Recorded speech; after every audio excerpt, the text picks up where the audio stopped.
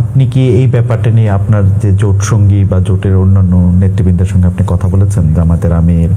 এনসিপির যিনি আহ্বায়ক আছেন, তাদের সাথে কি আপনাদের এটা নিয়ে কথা হয়েছে? এত ডিটেলস কথা বলার সুযোগ হয় নাই, বা বলতে পারেন যে আমার ব্যক্তিগত বিষয় তো,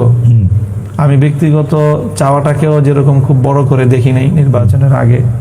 এবং এই জোট হওয়ার ক্ষেত্রে, এবং ঠিক এটার পরেও আমি আমার ব্যক্তিগত জায়গা হওয়ার কারণে বলেছি, তো ঠিক অন্যদের কাছ থেকে প্রত্যাশিত সেই রেসপন্সটা আমি পাই নাই। এইটা একটু কৌতূহল উদ্দীপক না যে মানে আপনি তো মানে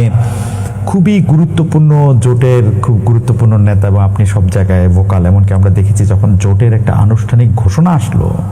তখন আপনাকে একটা, আমি তো ওই সময়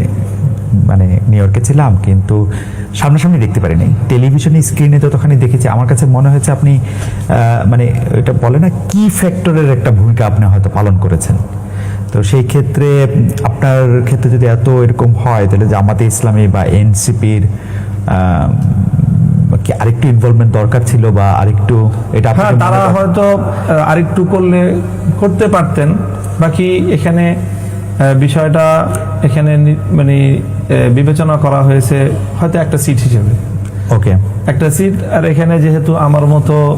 আরো গুরুত্বপূর্ণ একাধিক ব্যক্তিবর্গ